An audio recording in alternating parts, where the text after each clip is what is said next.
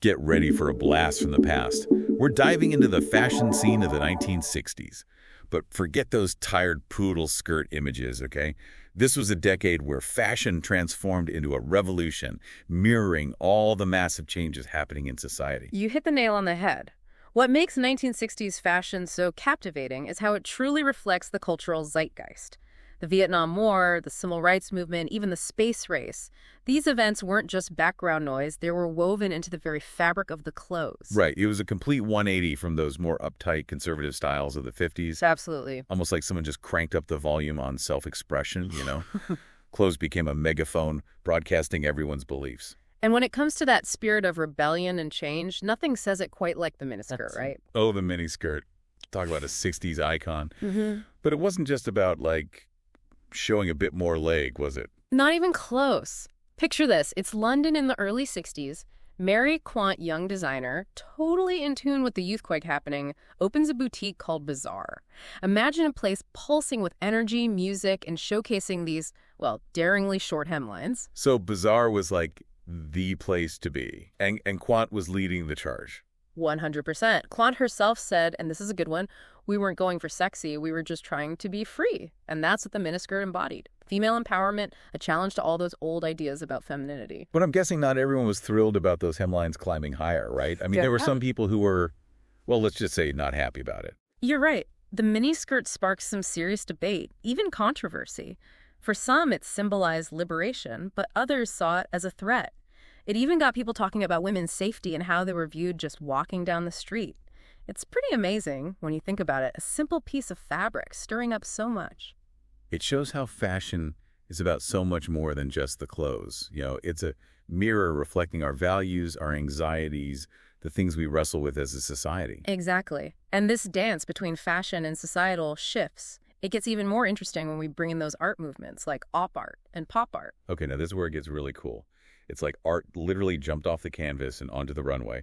You got it. Op art with those mind-bending illusions, those striking geometric patterns. It was like the visual language of the decade's obsession with technology, with progress. I mean, think about it. This was the era of the space race, the moon landing. Anything felt possible. So op art was all about those bold black and white patterns, those designs that almost messed with your eyes. Exactly. Imagine those iconic looks from Yves Saint Laurent's 1965 Mondrian collection. Picture a dress that's like a walking, breathing work of modern art blocks of primary color, thick black lines, all perfectly placed to create a powerful visual impact. Wow, those designs coming to life on the runway must have been something else, like walking, talking works of art. Oh, absolutely. A total fusion of art and fashion. And speaking of bold statements, we can't forget the impact of pop art. Oh, right. It's like Andy Warhol and his Campbell's soup cans, you know?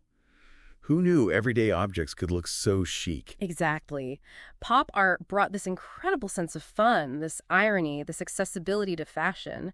Suddenly, dresses are rocking comic strip prints, shoes are shaped like hamburgers, and hats, forget about it, they're giant lollipops. So pop art really injected this playful, almost childlike energy into everything. 100%. And this playful vibe, it went way beyond op art and pop art. Remember, this was the decade where youth culture exploded, and each tribe had its own style, its own statement. Right, like the mods and the rockers. I've seen the pictures, but tell me more about how they influenced fashion. Okay, picture this. The mods, with their sharp suits, those skinny ties, and those iconic parkas, often decked out in badges and pins. It was all about clean lines, a sleek look, almost androgynous, you know? Definitely a more put-together, thought-out kind of style. For sure. They took pride in how they looked. Fashion was their way to rebel against those stuffy old traditions their parents were stuck with. And then you have the rockers, all leather jackets and greased back hair. Total tough guy vibes. So, like, a little rough around the edges. You said it. Rebellion, speed, raw energy. That was the rocker way.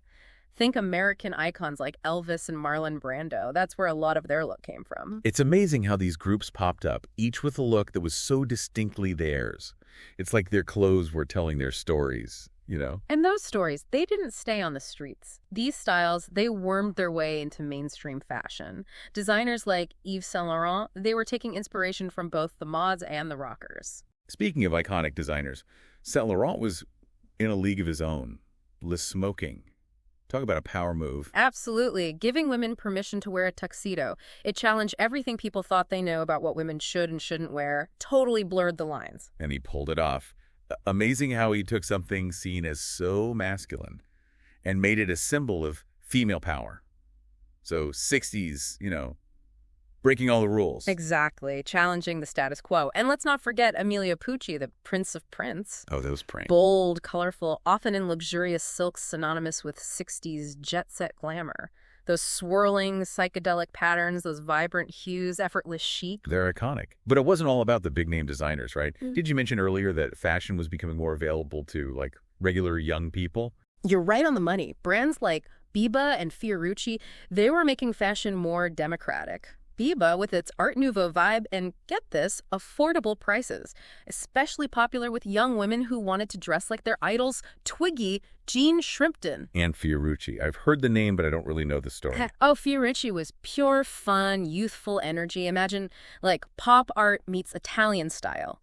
Brightly colored plastic accessories, quirky t-shirts, those angel wing jeans. Wow. Sounds like they were tapping into that same spirit of self-expression that we see throughout 60s fashion. Totally. And what blows my mind is how those trends still resonate. I mean, miniskirts, they never really left us. And those bold colors, those geometric patterns, op art, pop art, you see them everywhere. High-end designers, street style, even our own closets. True. And the space age influence, don't even get me started.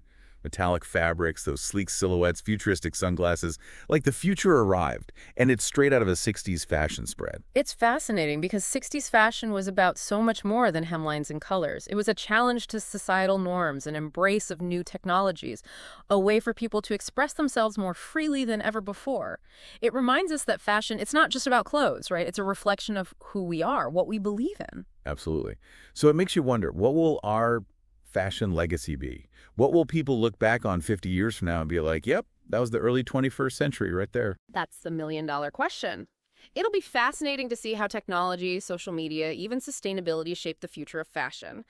But one thing's for sure, just like in the 60s, fashion will continue to be this powerful way we express ourselves, our values, our dreams. Who knows? Maybe we'll even see some trends from the past come full circle, with a 21st century spin, of course.